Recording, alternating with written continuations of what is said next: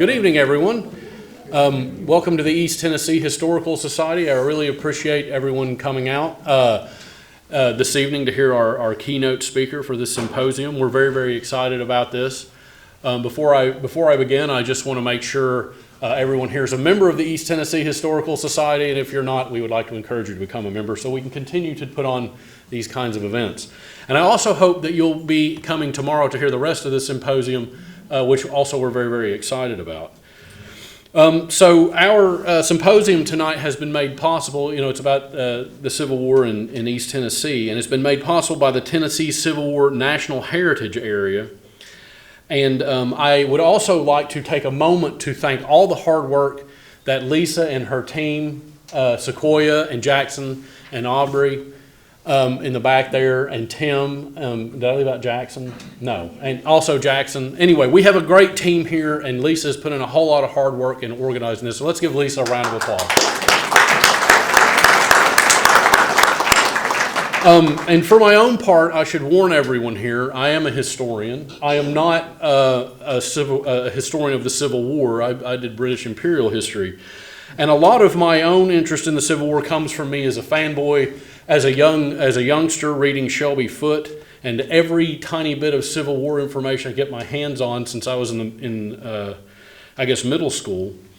But I was always fascinated with what an outlier East Tennessee was, how complex East Tennessee, particularly Knoxville, the fact that it had to be occupied twice by either side, the fact that it was really, one of the things that really struck me, and I'm not going to try to quote it, but I'll do kind of a version of it, is General Sherman, when he came through Knoxville in East Tennessee, was very frustrated because he wasn't sure who he could trust.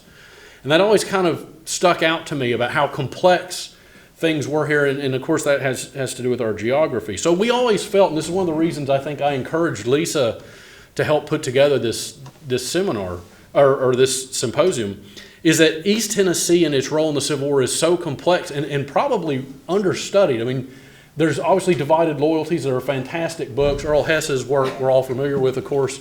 But there's still a lot to look at and to examine. And so I'm really excited about this symposium. So I just want to thank you all for coming and indulging our hobbies here. Now, without further ado, I'd like to introduce our first guest. And before I get to the formal introduction, I want to say this. Aaron and I became friends on Twitter. And we started following each other, talking about history, and I saw that he was at Maryville College, where my great-grandfather was the dean many, many years ago. Mr. Mack, if you've ever heard the name, was my great-grandfather. Anyway, so we became friends on Twitter. And so when we got here, one of the first things we did was organize a talk for you when I came here. So Dr. Astor is a professor of history at Maryville College in Maryville, Tennessee. He's the author of several books, including Rebel on the Border, The Civil War, Emancipation, and Reconstruction in Kentucky and Missouri, and The Civil War along Tennessee's Cumberland Plateau. He's also edited books, including Slavery, Interpreting American History. He's written 11 articles for the New York Times that are award-winning in the Disunion series, addressing such topics as guerrilla warfare, very pertinent to East Tennessee, battles and campaigns of the Western Theater, popular politics, emancipation, race, regional identity in the Appalachian South. He's currently working on a book project that explores the 1860 presidential elections and grassroots phenomenon from the perspective of 4 distinct American communities. He earned his Ph.D. in Northwestern University in 2006 and his B.A. at Hamilton College in 1995. So I'd like to turn over now to our keynote speaker, Aaron Astor. Thank you very much. Thank you, Warren, for inviting me, and thank you, Lisa, particularly for organizing this, and of course the rest of the staff. I'm really excited about this, and if you haven't had enough of me, tomorrow I'll be leading off the symposium tomorrow, where we get into more of the brass tacks of the military history. So I want to start off by pointing out this image that is right in front of you. Probably many of you have seen this before, many of you may have not. It is a sketch that was drawn really about a block and a half away from here on Gay Street, looking down towards the north, and you can see in the front of it there is a gathering around an American flag. These are people being recruited to join the American Army early in the Civil War. Down at the end of this street is a very different flag. It is an early Confederate flag, and there is a rival recruiting party down, presumably closer to the railroad. And I've always found that this image is very poignant in suggesting just how divided this city is. But there's another image I want to show. Let me bring over here because I realized that I had lost my remote here. There's another image, though, that I think is just, and maybe even more poignant, which is this one.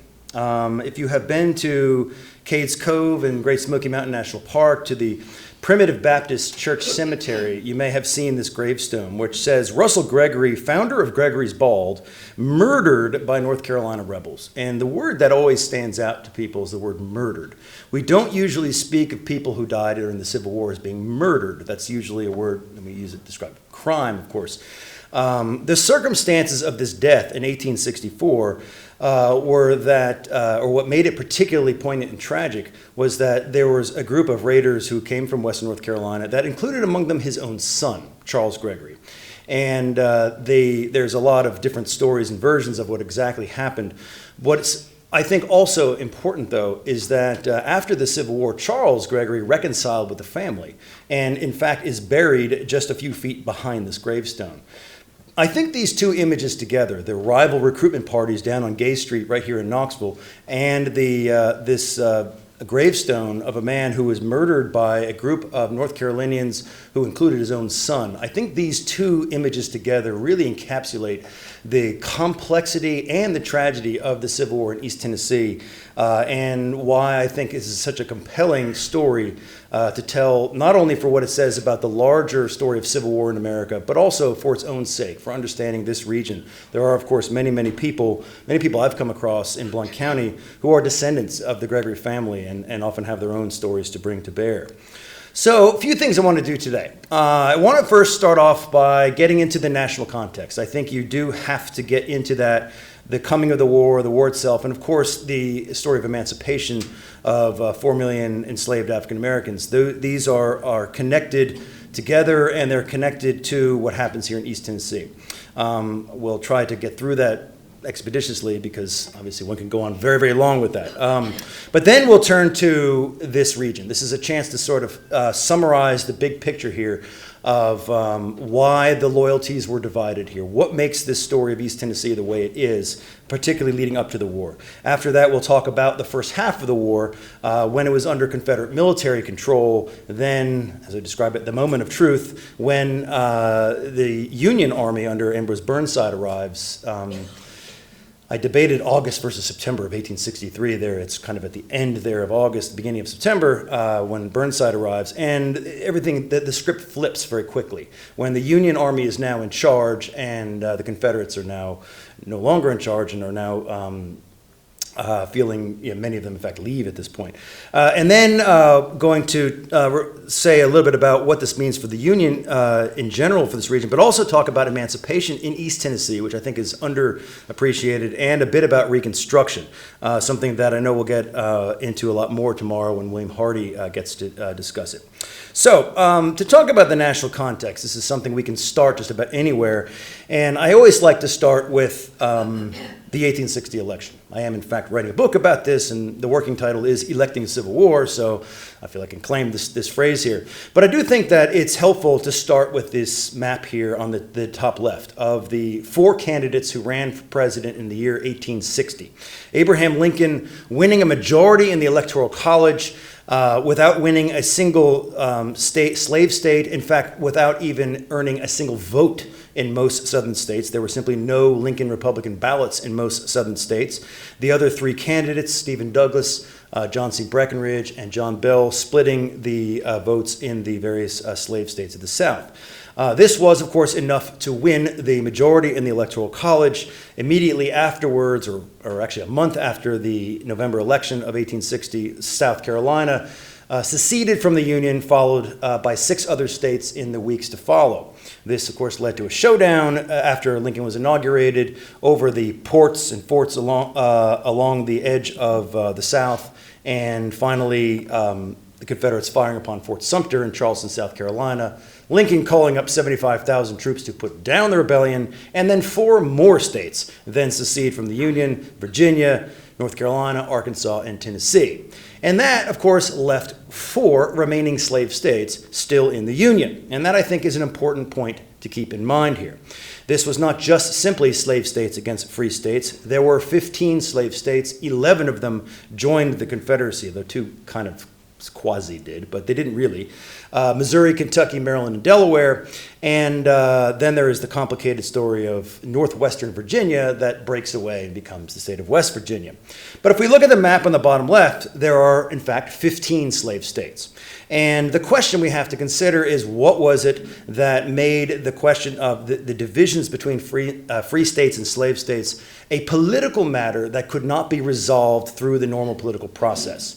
And there are a number of reasons for that I'm going to get into. But it's also important to keep in mind that little map on the bottom right, which is a map that shows the concentration of slavery by county across the South. And one of the things that's clear when you look at that map is that there are sections of the South: Eastern Virginia, the South Carolina low country, the Sea Islands there where rice was grown, and then the Cotton Belt that goes across the middle of South Carolina, middle of Georgia, Alabama, Mississippi, and then, of course, down the Mississippi Valley. This is the heartland not only of slavery, but of cotton slavery.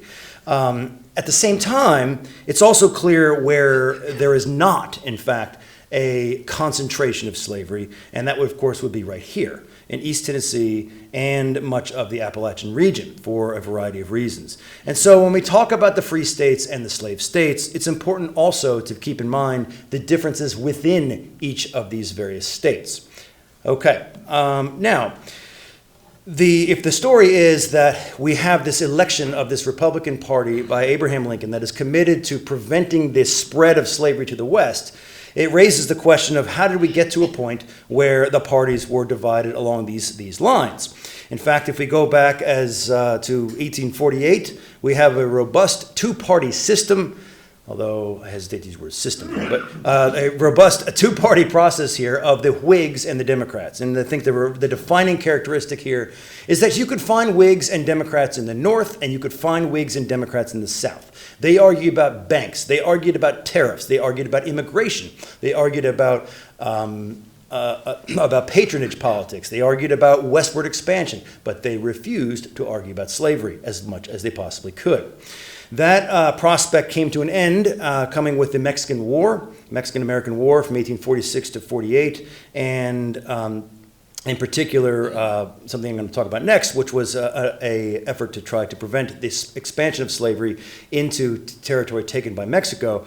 By 1850 and 1852, a series of compromise and the emergence of immigration, actually, as the primary issue leading up to the 1852 election, and a strategic blunder to end all blunders of the Whig Party's nominee, Winfield Scott, attempting to appeal to the German and Irish Catholic vote, which is something that demoralized many of his nativist Whig supporters, who simply stayed home, and thus essentially collapses the Whig Party. These nativists instead form a secret society, or a series of secret societies, and when asked about the details of these secret societies, they would say, "I know nothing." And so thus became a movement known as the Know-Nothings. Not because they were necessarily ignorant, they may have been, but it was because they know nothing about these secret societies, they were not going to tell you. That movement eventually emerged as a new political party by 1856, calling itself the American Party. But if we look at 1856 at the bottom left, that new anti-immigrant American Party wins just one state, the state of Maryland, which suggests that there is another issue, in fact, that has come to dominate American politics. And yes, it is the question of the extension of slavery to the West. It is the Republican Party that is committed to preventing slavery's expansion that has come to define American politics by 1856, and certainly taking things up to 1860. So the question then is, why did that become so salient? People had argued about American slavery back during the time of the Constitution and the writing of the Constitution, even before that, during the Articles of Confederation period. What was it, particularly around this period, that made it so politically poignant such that it could not be resolved through the regular political process. Much of it has to do, as I said before, with the new territory taken from Mexico during the Mexican-American War. And Mexico, we have to remember, had abolished slavery itself in 1829. And for many, the prospect of slavery extending there meant introducing it to a place it had not been. A Pennsylvania Democratic congressman named David Wilmot from Towanda, Pennsylvania, interestingly, the same place where Stephen Foster spent much of his boyhood, rather interesting irony there. David Wilmot introduced what came to be called the Wilmot Proviso, which said that no slavery can be placed in any of this territory that is taken from Mexico.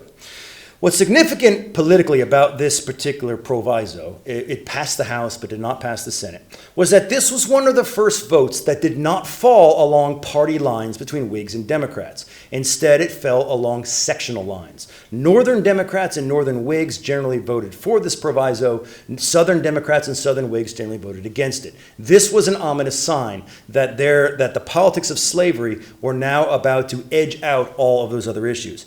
It wasn't immediately going to be that, but that was a sign of what was about to come.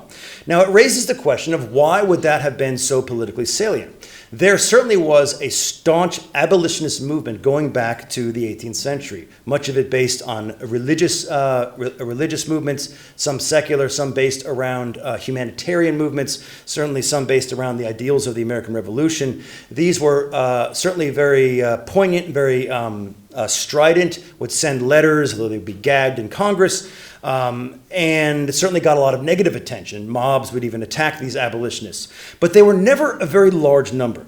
Instead, it was a different value that while it wasn't maybe necessarily as ideologically strong or morally strong as the abolitionist view, there was nevertheless a broader view shared by people like David Wilmot, which was to say that slavery was a system that was simply backwards, it was inefficient, that led to an aristocracy. They called themselves free soilers. Free soil, free labor, free men became their motto.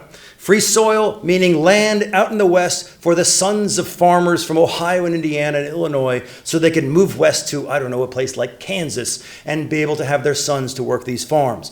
Their concern was that slaveholders from the Deep South would occupy the best land and use it for slave labor. This is why it became a zero-sum game about the West in their eyes. There also was a question of labor, the ideology of labor. They called themselves supporters of free labor. And as I always remind my students, free labor does not mean you work for free. It means that you are free to quit your job if you don't like it. This was considered to be at the heart of the efficiency and progress of the Yankee economy. The Yankee work ethic, even religiously defined, God helps those who help themselves, something that encouraged immigrants to move mostly to northern cities and to see that as a land of opportunity based around this wage labor capitalist system that they also had hoped would expand into the West and not be hemmed in by slavery. And so this is the idea that was animated the largest number of people politically to the point where they would see it as something worth fighting for in the political sphere. There were a few points when this became a matter of at least potential conflict. Back in 1820, the Missouri Compromise, 1850, again after the Mexican War. But as you look at the map of the 1850 Compromise, there is a sort of blank spot. Is this, yeah, there we go. Is this working? Let's see this here. No, points up here.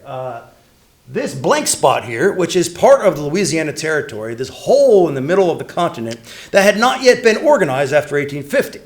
And Stephen Douglas, a Democratic congressman from Chicago who cared only about the West and not really about North and South, had hoped to organize this place and build a railroad across there. The problem for him was that back in 1820, it was promised to have no slavery. This was part of the compromise admitting Missouri to the Union.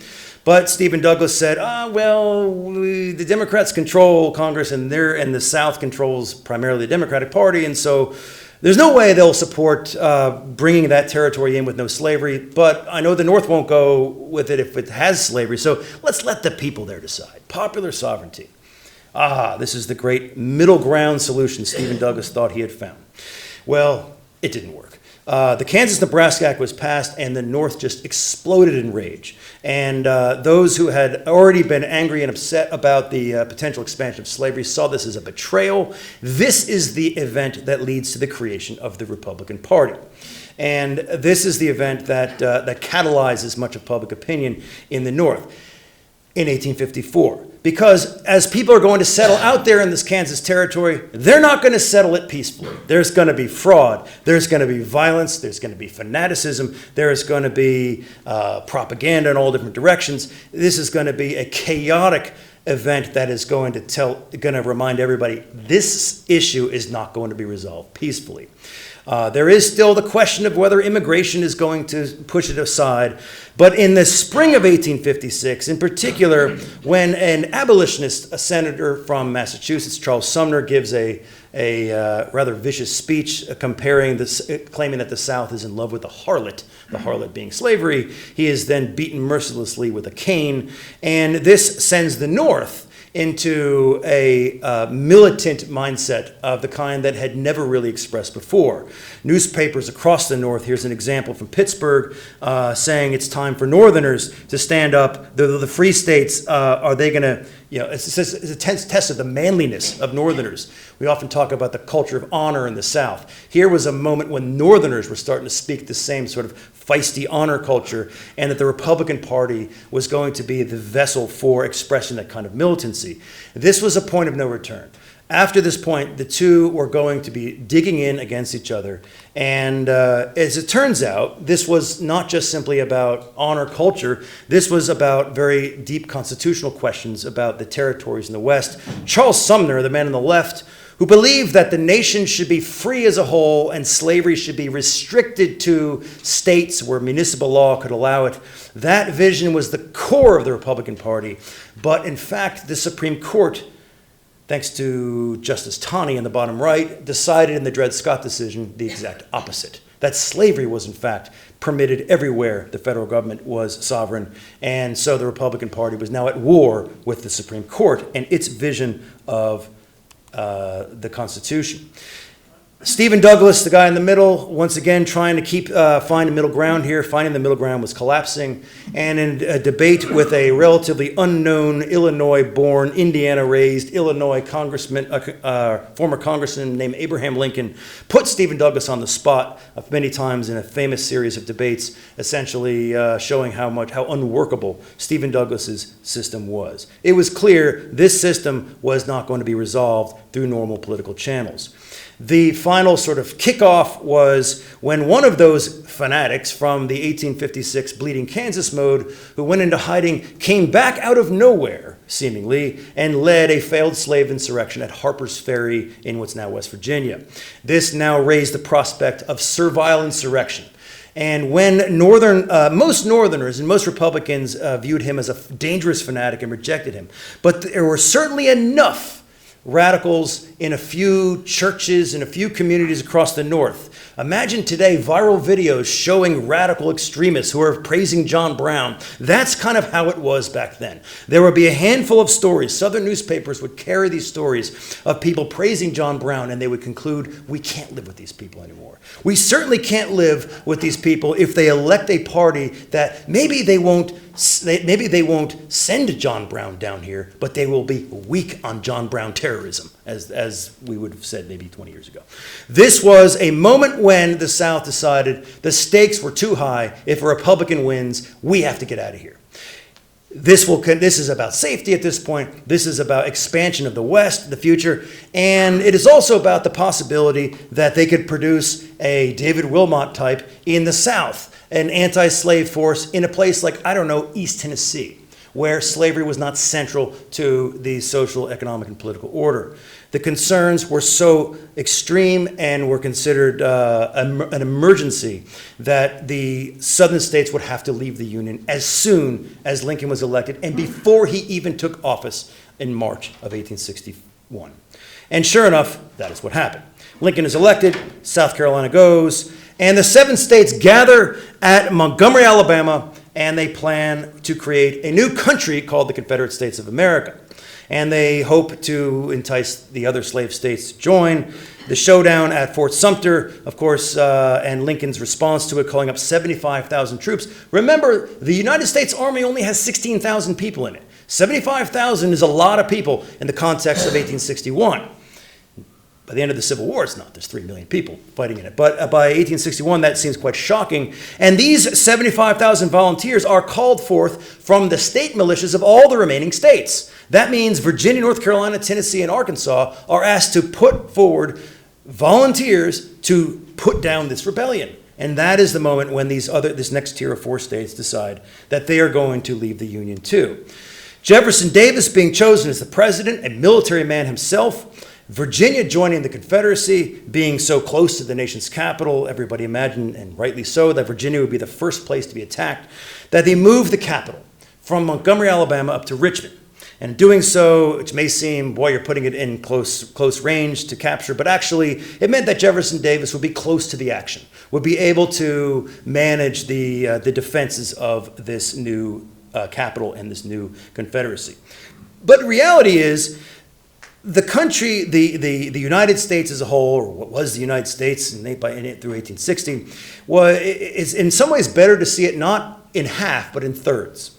We have the free states in the Union that are, for the most part, very much fired up to defend the Union here. We have the Confederate states, which have certainly their portions thereof that are not entirely bought into this, like East Tennessee. But there's a middle stretch of states there, the border of Missouri, Kentucky, Maryland, Delaware, and I would add the places like East Tennessee, northwestern Virginia, where loyalties are divided, where it's a much more complex story here. And it's not exactly clear which side people want to be associated with.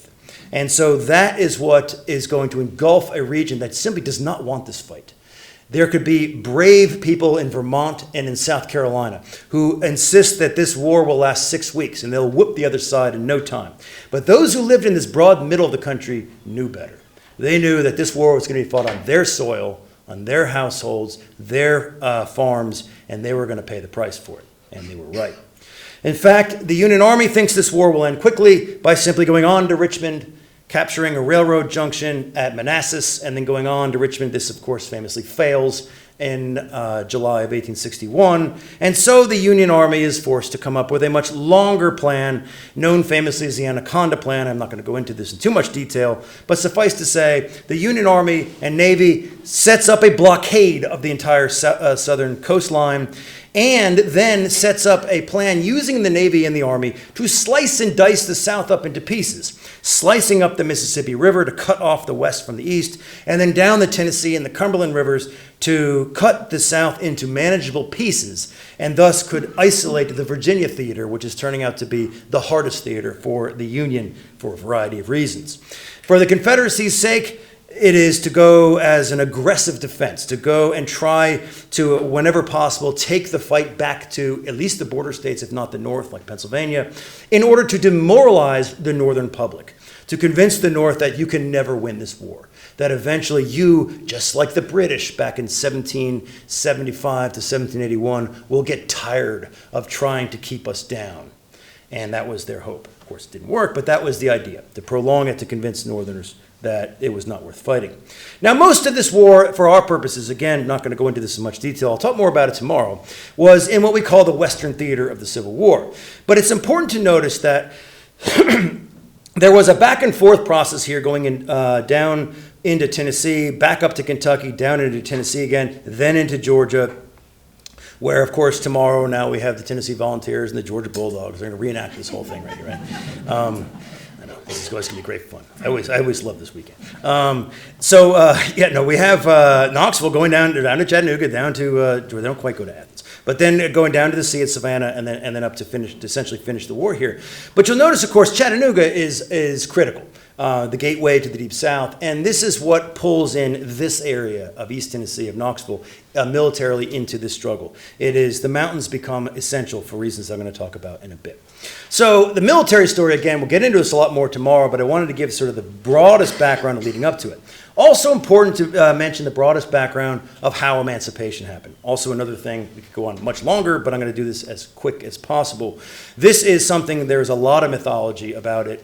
It's a very, very complex complex and fascinating story, and it begins in a rather unlikely place with an unlikely officer of the Union Army. 3 enslaved African American men in Norfolk, Virginia, who had been commandeered, who had been impressed into the Confederate Army to build fortifications, stole or took a rowboat and went across the lower Hampton Roads, the bottom of the Chesapeake Bay, over to Fortress Monroe, and showed up there, and a general there named Benjamin Butler, who was a Breckinridge Democrat from Massachusetts. Yes, you heard that right. A Breckinridge Democrat from Massachusetts, not exactly an abolitionist, made a very sort of spur-of-the-moment legal interesting decision to declare these 3 enslaved men contraband of war.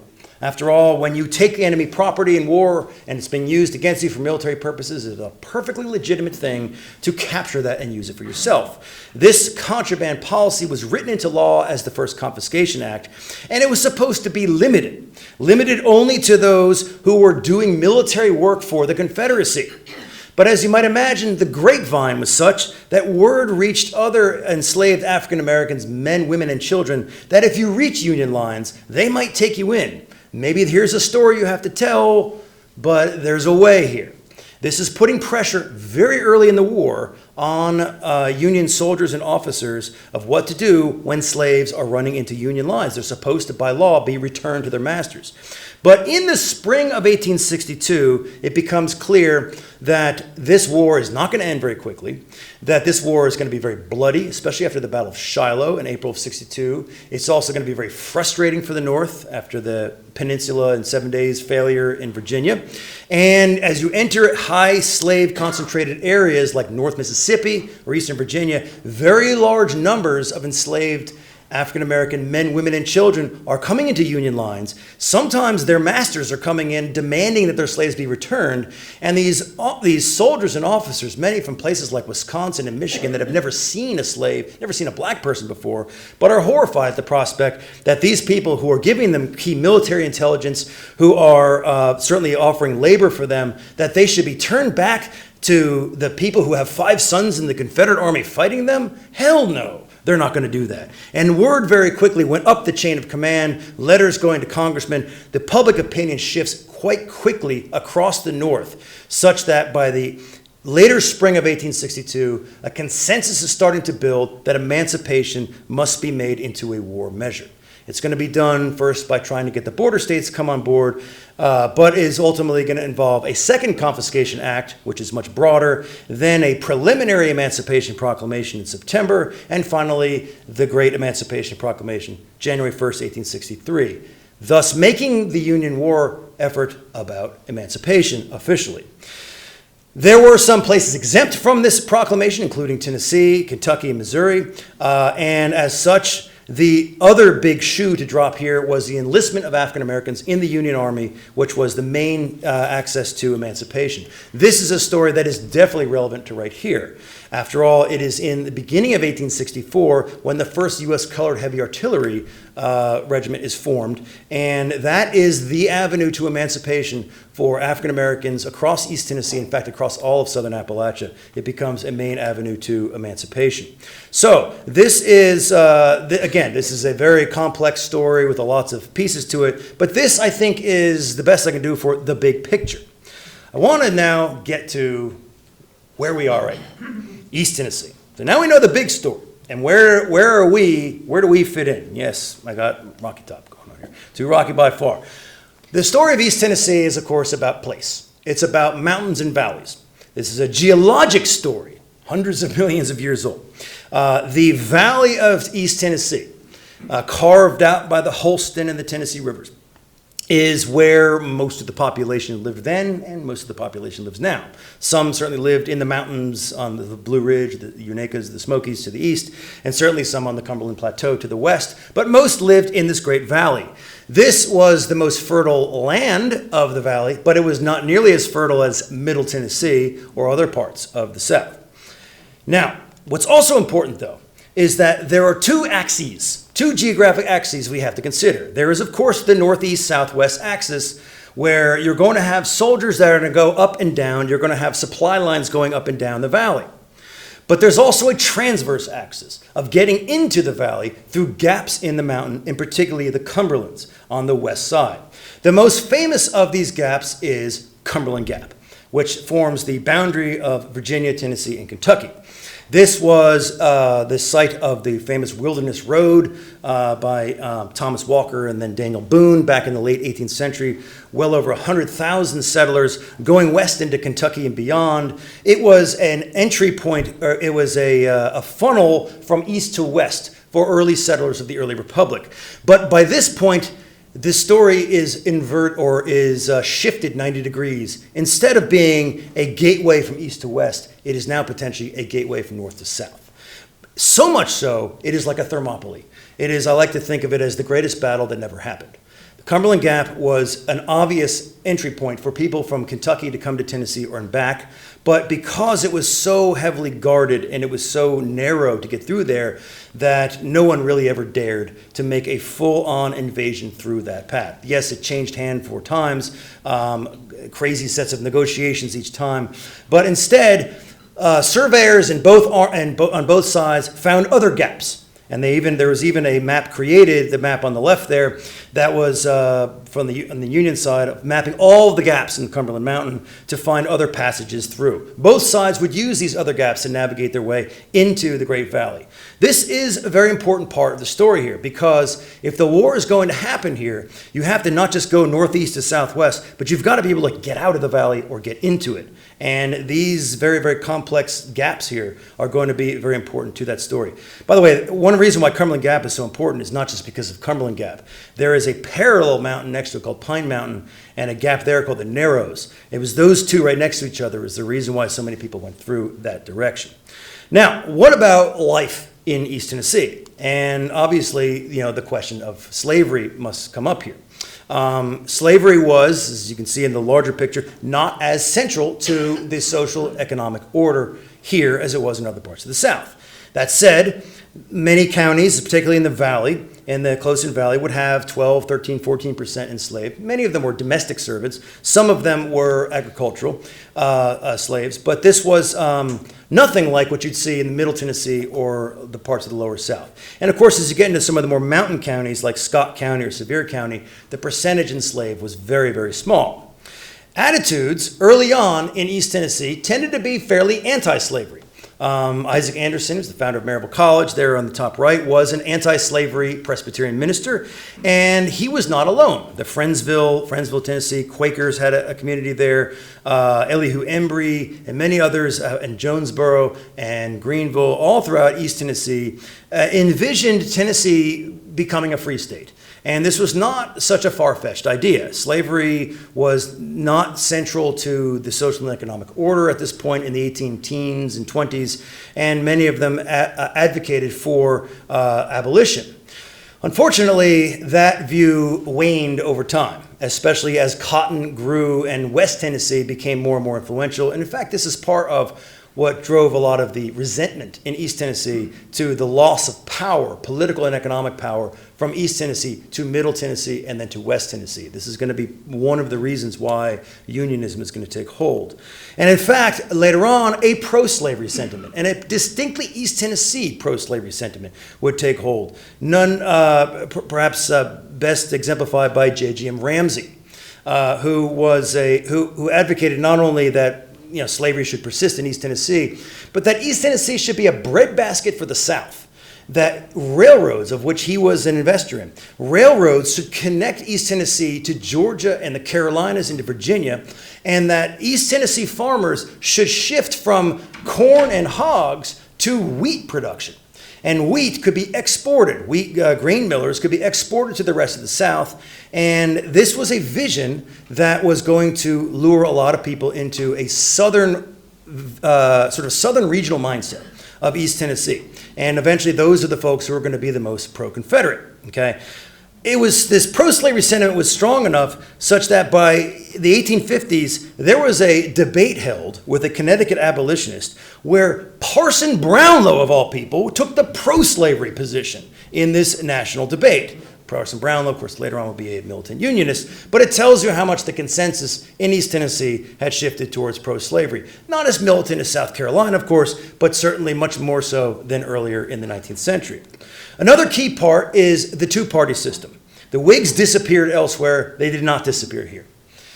Hugh Lawson White, Knoxville's own son of James White, really one of the founders of the Tennessee Whig Party. The Whig sentiment was very, very strong here, partly for economic reasons, partly for a lot of reasons. But it was there was a strong two-party system, which in some ways helped to perhaps moderate some of the sectional sentiment here. But you can see, Knox and Sevier and Blount County, the counties around Knox County, would be staunchly Whig. But then there's Monroe County to the south and Sullivan County, the dark blue one up on the Virginia line of the northeast, that were staunchly Democratic counties.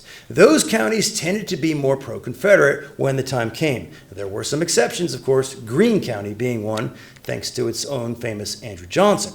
But this two-party system persisted in East Tennessee, actually across Tennessee, more than it did in Deep South states, and that helped to keep the region from sort of listing too far towards extreme Southern sectionalism.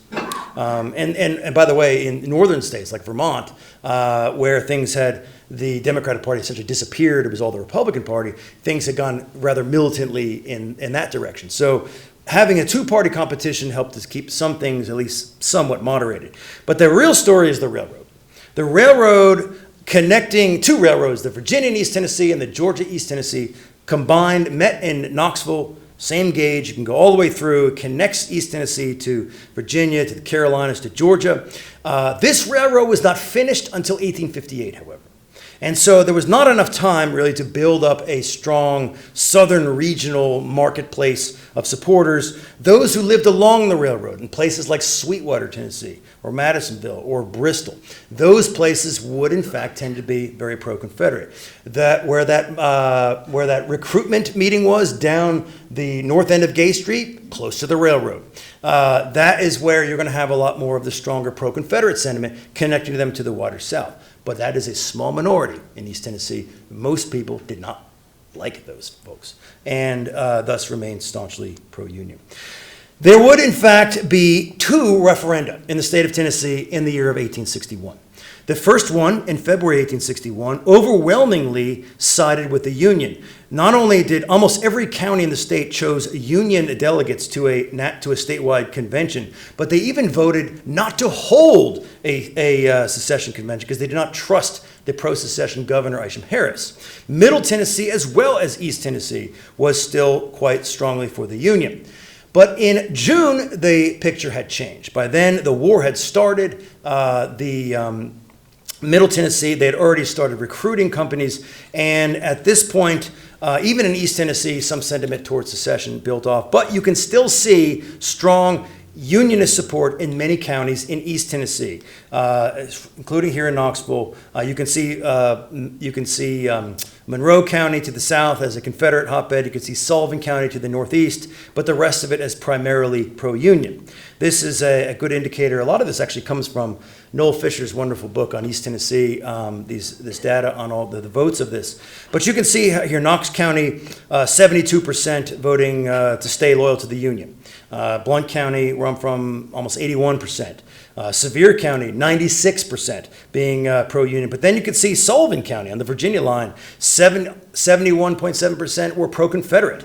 And Monroe County, 58.6% pro-Confederate. And a lot of that is the influence of this railroad. At the end of the day, this isn't just simply a story of geographic determinism, and it's not just, or geologic determinism. It is about social networks. It is about people who are connected to other areas of the country, who get their news, who form families with those from elsewhere, who not only develop their financial fortunes among other parts of the country, but imagine themselves as part of a broader community. The Unionists are primarily locally oriented.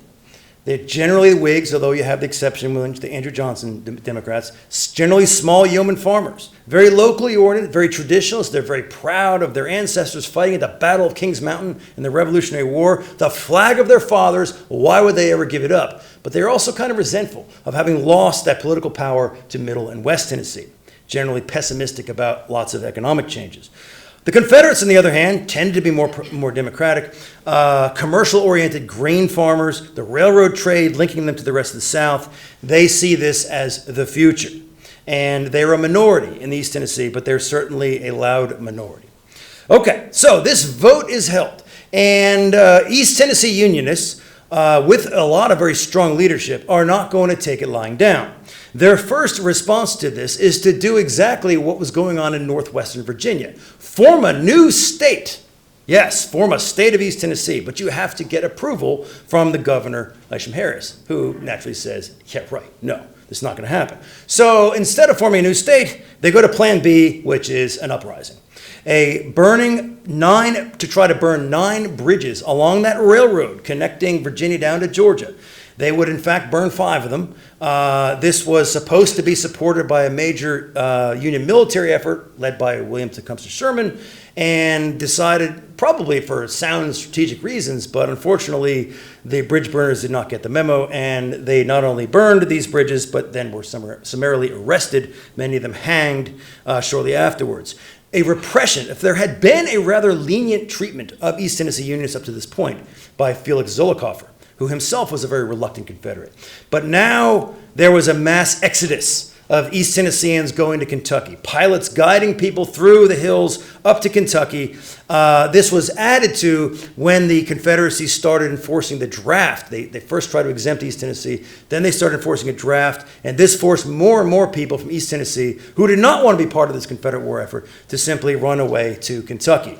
This was this first half of the war. The Confederates were in charge, and they were angry. They were angry about this bridge burning, about this continued uprising, continued guerrilla attacks against the Union Army.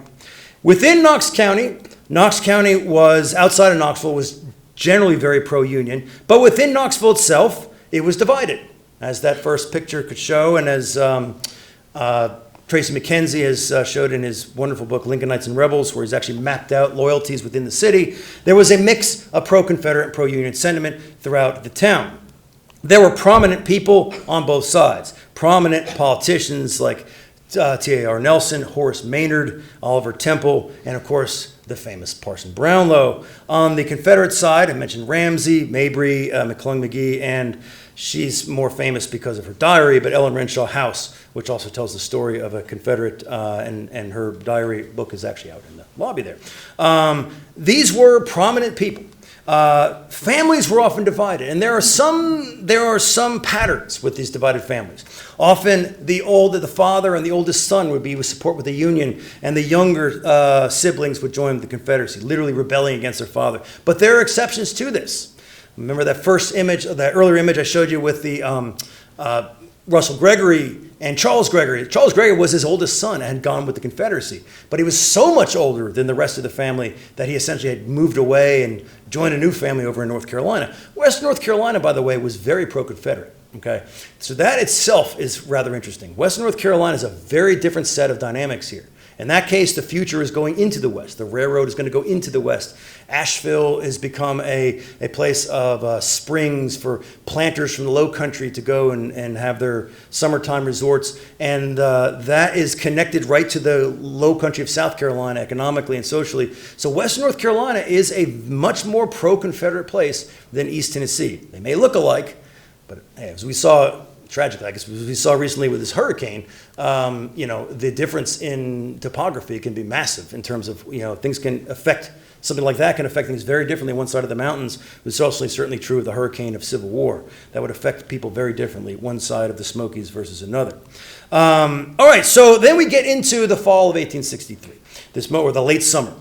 And by this point, it is part of a larger Union military effort to come in really trying to get to Chattanooga. But before getting to Chattanooga, the Confederates in charge of Knoxville, who is Simon Bolivar Buckner, which is one of my favorite names. It's a great name. He was a Kentuckian who was in charge in Knoxville at the time, was ordered by Braxton Bragg to retreat in August out of Knoxville at the same time that Bragg himself pulled out of Chattanooga and reconnoitered in North Georgia along Chickamauga Creek. He was there to be joined by James Longstreet, who had just fought at the Battle of Gettysburg was going to ride the rails to come down there and swell the Confederate forces there to try and launch a counterattack. Basically, Chattanooga is a bowl surrounded by mountains, a very difficult city to hold. And a vulnerable position. The Union Army at that point, under the Army of the Cumberland, under William Rosecrans, came in and had to wind its way through the gaps. And finally, they would fight the second biggest battle of the entire Civil War, the Battle of Chickamauga, in September of 1863. And this battle raged for a day, rather undecided. And then in the second day, in a crazy fortuitous circumstance, Longstreet's men, after this long voyage, arrived on the scene just at the exact moment the Union Army made one of the worst errors of the entire war, creating a gap in their lines that Longstreet's men punctured right through around 11 a.m. on September the 20th of 1863, chasing the entire Union Army from the field. Only a heroic stand by George Thomas on Snodgrass Hill saved the Union Army so that way it could trickle its way back into Chattanooga. At this point, then, Bragg, having defeated Rosecrans and the Union Army here at Chickamauga, felt that he could starve out, perhaps, the Union Army and then maybe even launch an attack back up towards Nashville. But this plan ran into trouble very quickly. Bragg, as was true throughout his entire leadership, had terrible relations with his subordinates. None of them could trust each other, and it became very clear that control over the supply lines it was tightening around the Union, but it was not extremely tight. There were attempts to try to close things down. But then a month later, first of all, Rosecrans is fired. He's replaced by George Thomas. And then Ulysses Grant arrives to take control of everything. And they come up with a bigger plan to send a Joseph Hooker from the east all the way around to open up a major supply line called the Cracker Line. A bold move to open a supply line from the west. And when this opens, now suddenly the Union Army has access to food inside Chattanooga. And as Sam Watkins famously says in his own memoir, that, we're supposed to be here to besiege the Unionists and starve them out. We're starving ourselves out instead. He did not like Braxton Bragg. And Braxton Bragg was furious. He blamed James Longstreet for allowing this Cracker Line to open, insisted that James Longstreet try to close this down, and a battle the next day at Walhatchee Station failed. And by this point, Bragg had now decided he wanted to be rid of Longstreet any way he could. And so the opportunity came to send him to Knoxville. And this is one of those things that, and we'll talk more about this tomorrow, it's very controversial. Why the hell did he do this? Okay, if you're besieging somebody, you don't split your own army, right? You want to have more people to besiege those who you were besieging. But he wanted Longstreet gone. There had already been another force by Carter Stevenson heading up towards Knoxville, but didn't really do much of it. Meanwhile, Burnside had already arrived in Knoxville. He was seen by this point as a liberator because most of the Confederate supporters panicked and left.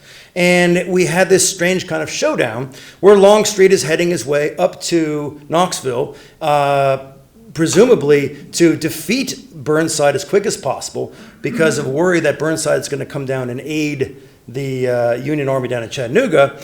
And Burnside is going to try to say, well, I'm going to lure you closer, so that way you don't get to go back to Chattanooga and help out Bragg. This, of course, ultimately leads up to the Battle of Fort Sanders, which goes terribly for Longstreet, and we'll talk much more detail about it tomorrow. Longstreet thus sort of hangs out after this battle. The Union Army, after also winning down in Chattanooga, sends Sherman up here as a relief mission, discovers he's not even needed, but it's enough to basically convince Longstreet to get the heck out of Knoxville, and he goes east, but doesn't leave entirely. You have this strange sort of 4-month period where Longstreet's army is about 30 or 40 miles east of Knoxville, a series of small engagements at places like Dandridge and Fair Garden and Bean Station, but they don't really amount to much. And finally in April, Longstreet goes back to Virginia. And essentially, the main military action in East Tennessee is over. But that does not mean the story of the war is over, because there is a political reckoning and there is guerrilla war. The political reckoning, Parson Brownlow, who had run his longtime newspaper called the Knoxville Whig, he renames it the Knoxville Whig and Rebel Ventilator. That means bullet holes. What I love is at Dollywood, at the Tennessee Tornado a roller coaster, they have a little placard that says, Brownlow's wig and rebel ventilator says the Tennessee Tornado is the greatest roller coaster in the South. I think I'm the only one who goes to Dollywood and wants to take a picture of that every time I'm there. They was like, "What is that?" No, it's great. Trust me, it's awesome. But anyway, Brownlow is a very colorful writer. He's a very just In fact, he becomes sort of a treasury agent and launches these treason trials to basically seize people's property. And it's hard; you can't really read it here, but I mean.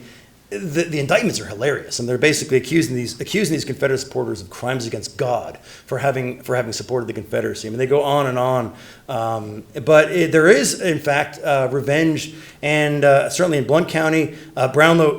Back in 1861, there was a group of people who proudly said they supported the Confederacy. Well, Brownlow reprinted this list and said, "Remember these folks that were all proud to support secession back in '61? Let's go find them." And yeah. They found a lot of them, and I found a lot of them were gone by 1870. Interestingly enough, the current city manager of Maryville, really nice guy named Greg McLean, told me once that his direct ancestor was a guy named Andrew McLean, who was the mayor of Maryville in the 1850s. He was a Democrat and was one of these secessionists and was Brownlowed out of Maryville. So you can go home again, I guess, because later on, generations later, he returned to Maryville and he's now the city manager. So there are real stories of this. And actually, interestingly, the president of Maryville College after Isaac Anderson, a guy named John J. Robinson, was much more pro-Confederate, and he left and never came back, moved to Georgia. Anyway, there is an expulsion of people to Middle Tennessee, to Georgia, to Texas that are leaving in the wake of this. But really what's happening is guerrilla war. And this guerrilla war is increasingly nasty. And there's a guerrilla war in the Smokies and there's a guerrilla war in the Cumberlands. The guerrilla war in the Smokies, these are just some of the more famous pictures of them. Kirkland's bushwhackers, who were from Monroe County, who were pro-Confederate. Many of them are lining up with the Eastern Band Cherokee Thomas Legion and attacking various Unionists. There's George Washington Kirk on the top right, who was a Unionist, a guerrilla from, I believe, Cocke County, who ranged sort of on both sides of the border. And then over in the Cumberlands, the really sort of infamous Champ Ferguson on the bottom left, and his sort of arch rival Tinker Dave Beatty, who are very different kinds of people.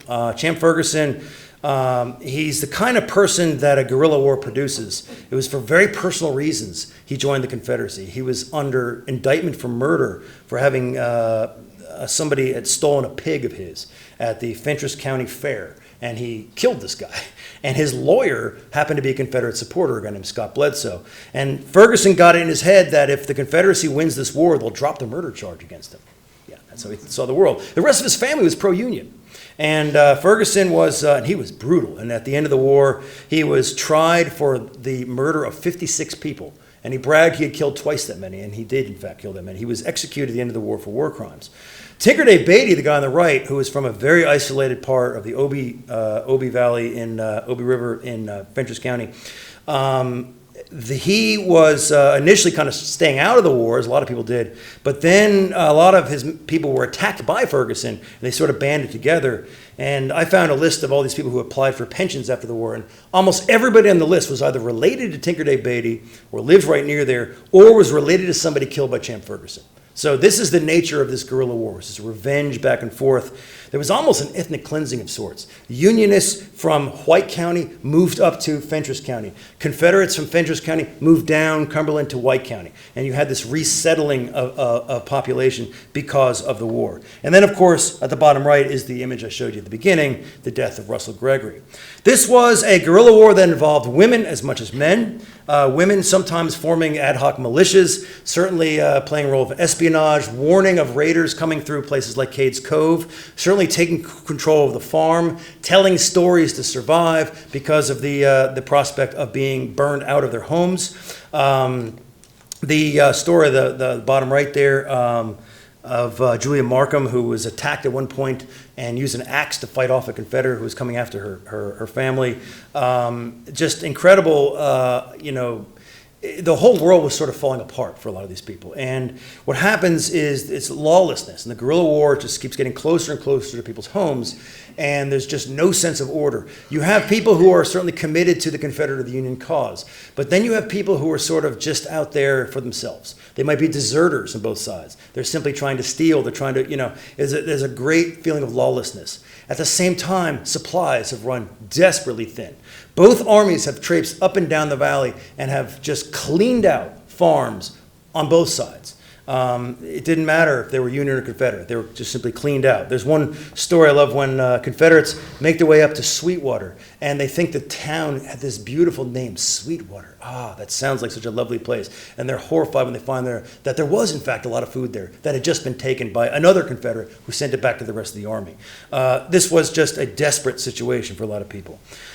Emancipation comes through the ways I'd already mentioned about contraband camps, joining the U.S. colored troops. The state of Tennessee actually officially abolishes slavery in February of 1865.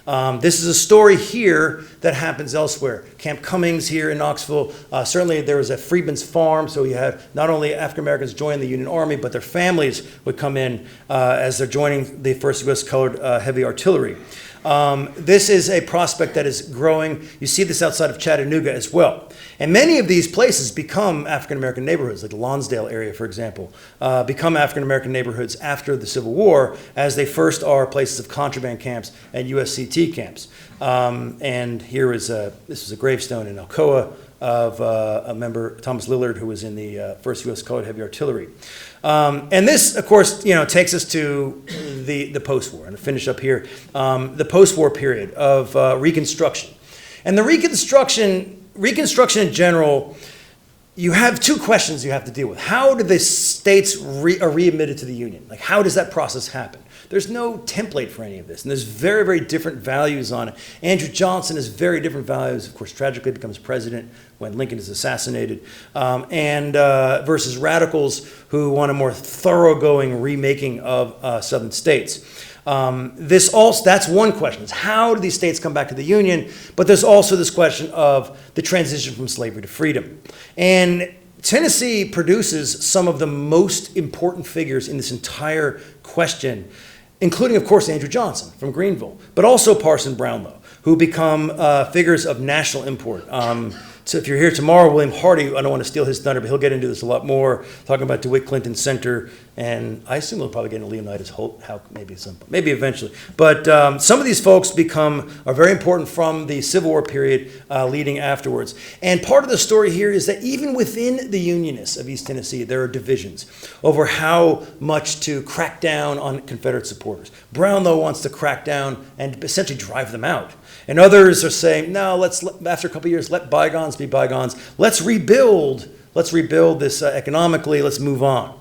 The radicals do, in fact, take charge in Tennessee at first and essentially disfranchise a lot of Confederates for the time being. They do give African Americans the right to vote as early as February of 1867, but there is violent resistance to it. The Ku Klux Klan is formed in Tennessee for a reason. It is the resistance is starting in southern middle Tennessee against the Brownlow regime. Brownlow sets up his own state guard to crush it, and actually is very successful at it. The Klan, as sort of an idea, spreads throughout the rest of the South, and of course Memphis's Nathan Bedford Forrest is the grand dragon of this.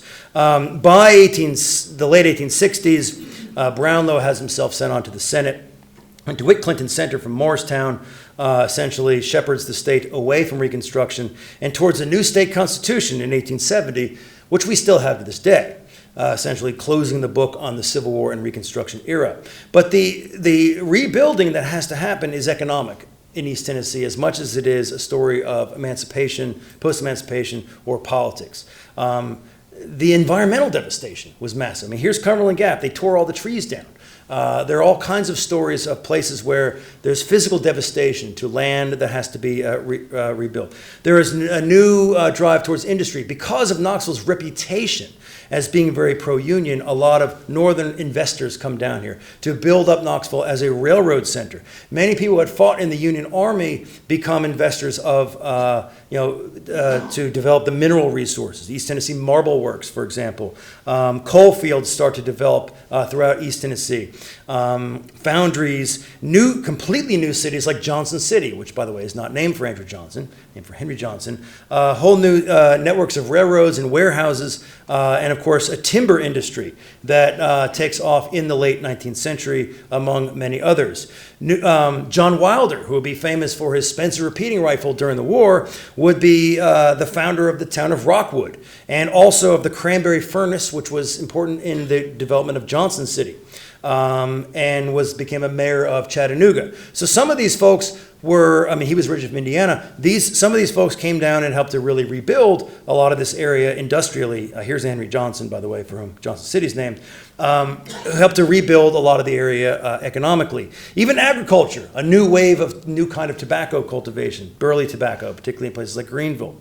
But also would lead to new kinds of conflict, labor conflict, in particular the use of convict leasing, which would lead to a violent outbreak north of here and was called the Coal Creek War in the 1890s. So, and you had reform movements that also came out of this. The Babahatchee Inn at the bottom right up there was a massive railroad based, over in Oakdale, Tennessee, was a railroad inn that then the temperance movement sets up shop and turns it into the first railroad YMCA, and which becomes supposed to be this reform thing. Eventually this thing burns down. But again, this is a sign of East Tennessee moving on beyond the Civil War era and to this new era of reform and industry. But the reality, though, is that for a lot of farmers, things were getting rougher. Farms were getting smaller, working the land harder. There's more and more soil erosion. People are leaving the region or leaving the rural areas and moving into cities. And you actually see the development of, in fact, some scholars even call it the invention of an Appalachia, the invention of a stereotyped Appalachia, of the hillbilly image, of sort of starting with this sense of the impoverishment of the area and using that often as a trope in order to justify further exploitation of the land and the resources. But then we take it back to the war itself, and to finish here. Because, of course, all of this is in the context of a war that has not only pitted the entire country against itself, but has pitted the region against itself. And very few places acknowledged the both sides that had fought. There were a few monuments. Blount County has one. Cumberland County has one. Has monuments to both sides. Very few places in the South have monuments to Unionists. Greenville has a monument to Unionists. There was famously in the 1890s a blue and gray reunion. There were not many of those in many places, as much as there was talk of reunion in other places. There was a religious national campground in Loudoun County where Presbyterians and Baptists and Methodists had a revival in order to celebrate the coming back together again. In the same way we saw with Charles Gregory coming back with his family. There certainly were lots of efforts to reunite and rebuild, but it was a tragic story. It was a tragic and a difficult rebuilding, one that left very serious and deep scars culturally and physically on the East Tennessee landscape, one that would take well into the 20th century to really rebuild and to move on from. Thank you.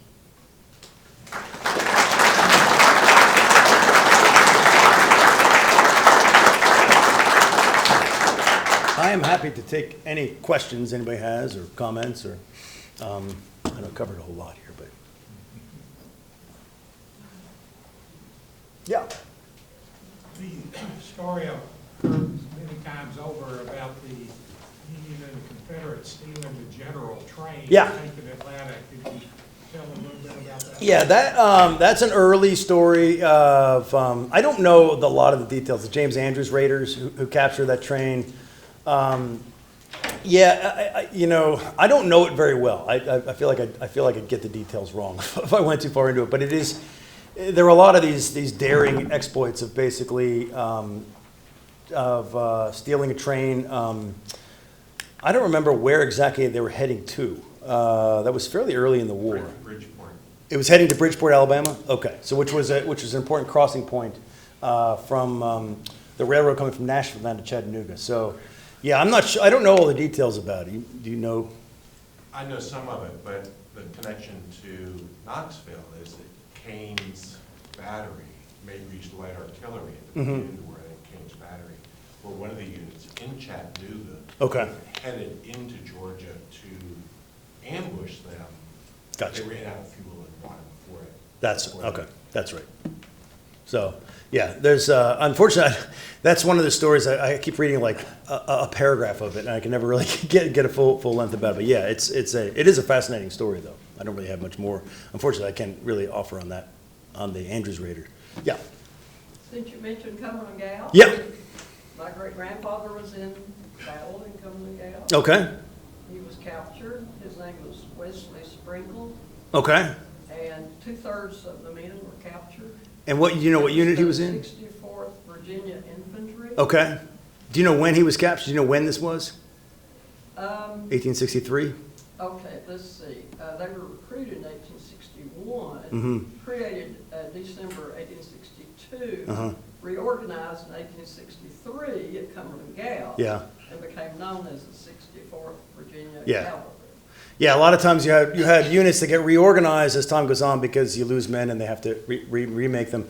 That was probably when Burnside came down, and we're going to talk about this tomorrow. Orlando Wilcox takes control of Cumberland Gap, and he was probably, your answer is probably among those who were surrendered over at that point in the late summer of 1863. That would be my guess. Okay. He survived, they were sent to Chicago? Yeah, to Camp Douglas. Yes, Camp Douglas. Yeah. He survived. Yeah. My brother-in-law's great-grandfather, Mhm. however, was also in capture, but he did not survive. So his name's on the wall. Oh, in wow. Chicago. Okay. Yeah, Camp Douglas is in south side of Chicago, near the University of Chicago campus, and it was a prisoner of war camp.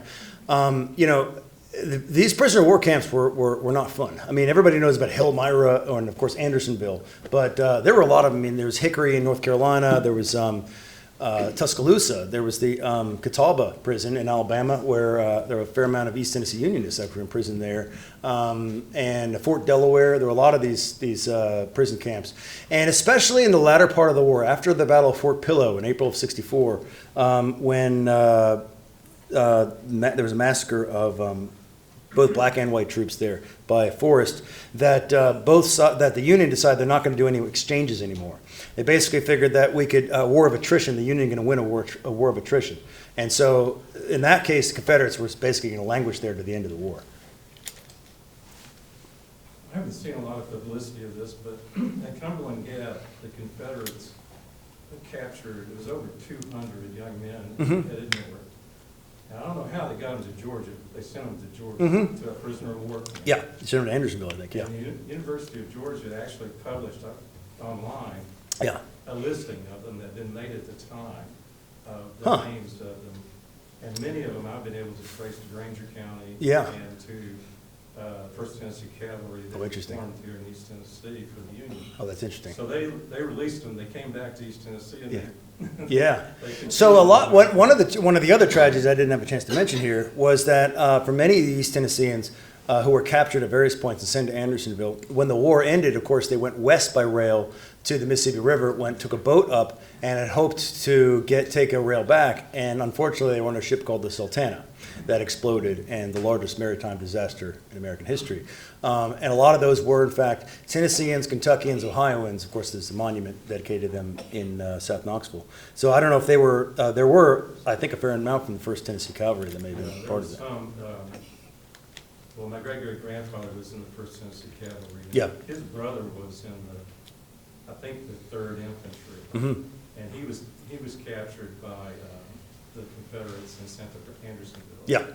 Yeah, I mean, they would send, because at Cumberland Gap, you had a network to send them all the way down. You could send either there or to Salisbury, North Carolina. In fact, one of the guerrilla, the Unionist guerrillas I mentioned, George Washington Kirk, one of the things that he did was he tried to go raid towards Salisbury to try to free prisoners from there in that prisoner of war camp. William Carter, who start at the Bridgeburn. Yes.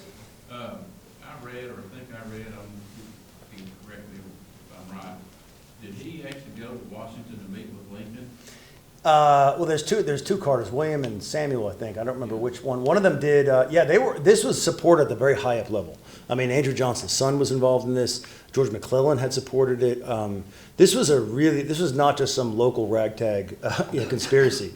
And I don't know I think he may have actually met with Lincoln, certainly with Andrew Johnson, though. Yeah. Will you discuss Scott County? I understand they seceded and didn't come back, and why didn't they join Kentucky, or did Kentucky want them? Yeah, Scott County famously was one of the most pro-union places of all. When Andrew Johnson was campaigning for that June 8th referendum of 1861, Scott County, which has some of the lowest slave of any area, and was a militantly Whig county, was so pro-union they declared themselves the free and independent state of Scott. And they did send several people to the Union Army. They didn't officially rejoin the state of Tennessee until 1986, but nobody, that was when Governor Lamar Alexander had the famous Tennessee homecoming, and they said, okay, now it's time to come home again. Scott County it's a fascinating place in the plateau there. It was, and it's named for Winfield Scott, who was a Whig, and then, then became one of the most Republican counties. I actually write quite a bit about it in my book on the Cumberland Plateau. It's a really fascinating, there's a series of militias that are formed in Scott and Morgan and Fentress County that are, they're leading, there's unionists that are coming through there, through Winfield in Scott County on their way down, in Huntsville down to part of the Burnside's invasion, basically. I think even Sanders' raid, it comes down in June of '63, it comes through that way. It is they don't, the flip side of that is Franklin County. Franklin County, Tennessee, wanted to secede before the state of Tennessee did, and they actually wanted to join Alabama. They were too impatient, and it, of course, didn't work. There were a number of these places that were counties said, we're going to be different from the rest. There's Dade County, Northwest Georgia, is another one that they call it the state of Dade. These are just kind of colorful myths, basically, I think. Scott County never really did secede, even though they called themselves the free and independent state of Scott. But they, no, Kentucky wasn't going to take them. I don't know if they want to be in Kentucky now. I know I've had a student from Scott County, and he hates Kentucky with a passion. So if I take that as any indication, then I think because they're too close to each other and their rivalry's too strong. But it's usually has to do with college basketball than it does. William Hardy's he's shaking his head back there. He knows. What's a guerrilla war? Oh, good question. What's guerrilla war? Guerrilla war is not guerrillas. Guerrilla is Spanish for small war, and it's basically people hit and run. They don't dress up as soldiers. They dress up like people, just regular people, and they go and shoot, and then they leave. And so it's very you don't always know where it's coming from, and it's a kind of they attack kind of coming out of the bushes. They attack. You don't know where they're coming from, and they kind of go back and forth. But it's not like big soldiers in a big battle. So it's like so it means like a smaller war. Yeah.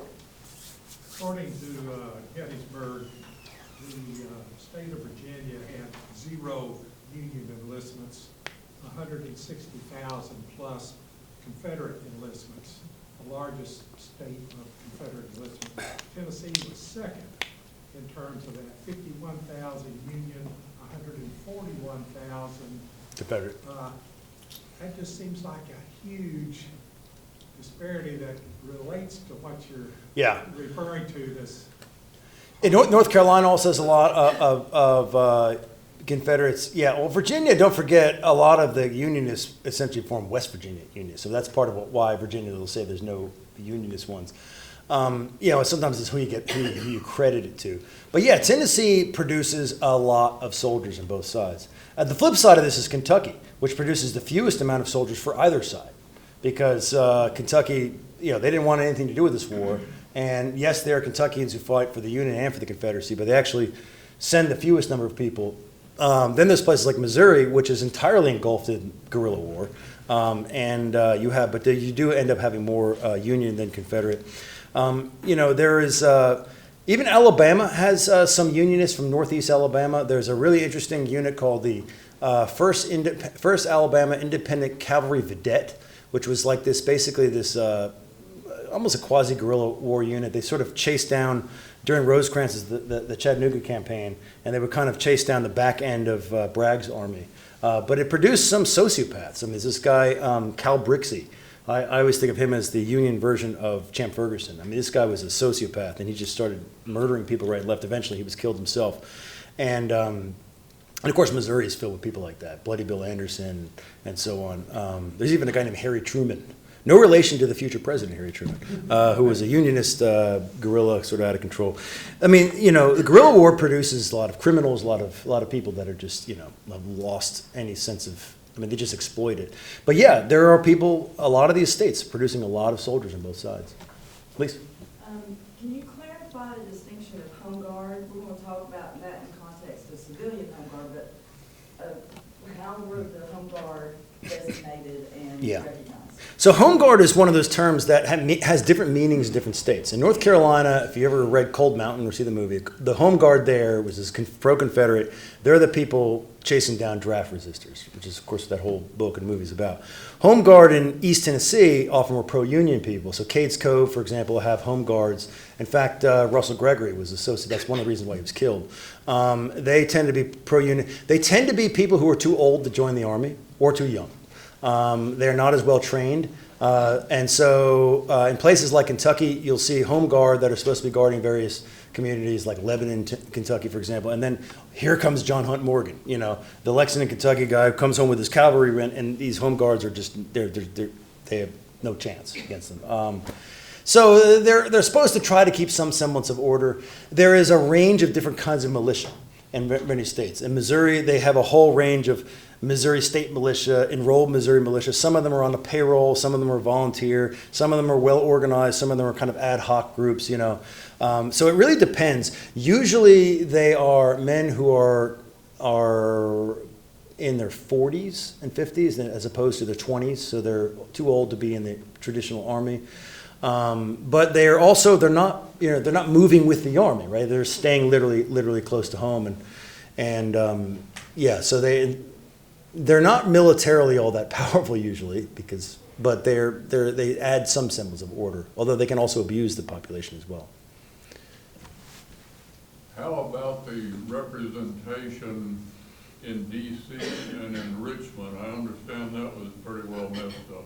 Oh, absolutely. So obviously, on the Union side, Andrew Johnson, you know, who was the senator from Tennessee and refuses to give up his seat, and is, you know, stays loyal to the Union from Tennessee. But the Confederates, this guy named William Swan, who is a congressman in the Confederate Congress in Richmond, and he is despised by local Unionists who see him as a real hypocrite, that he's kind of getting out of the draft, and he's pointing out all other people who are subject to it. One of the interesting things that happens on both sides, but particularly in the South, is the frayed relationships between the states and the Richmond Confederate government. Places like North Carolina, Zebulon Vance, who's the governor of North Carolina, has a really, really toxic relationship with Jefferson Davis and the Confederate national government. Because North Carolina, there's so many drafts, there's so much, the war there's poverty, people are increasingly frustrated, and the Confederate national government is basically stomping on them, and they're impressing their property, including slave property, and this is a major tension between this Confederate national government, which has to grab as many resources as they can to build for foundries and powder works and so on. But then they'll have representatives in Richmond who are supposed to be representing the national Confederate government, but also the local government is like, you're not listening to us. We're upset here. So yeah, it's very difficult in both cases. As far as inside the Union, Johnson, once he leaves Washington, he's not going to go back there until 1865. But that's always a question, though, of what kind of representation are they going to have, throughout the war. Any other thoughts, questions? And that it? All right. Oh, we got one more. We got the name of the congressman that came, Charles Sumner. Preston Brooks. Preston Brooks from South Carolina, from Edgefield, South Carolina, and his cousin was Andrew Butler. Andrew Butler was one of the wealthiest men in America at the time, and Andrew Butler was a senator. Charles Sumner's speech, the Crime Against Kansas speech, where he describes Andrew Butler and Stephen Douglas as sallying forth like Sancho Panza, and Dulcinea, and Sancho. Basically, he's comparing them to Don Juan, and saying that they're as unlike as they are, they're still together in the fight for lovely slavery. And it's the honor culture. I mean, you're saying he's in love with a harlot. I mean, a whore. I mean, you're basically saying the South is. You're attacking Andrew Butler, this patrician leader of the South, is in love with a harlot, and that the whole South is. I mean, you could not say anything more incendiary than that. And so it was Butler's cousin, Preston Brooks, who comes in with Lawrence Kite and with a cane afterwards. And did you say these words? Yes, I did. And and he almost killed him. I mean, it's pretty wild. Well, I think that's it. So, well, thank you very much. I appreciate it. And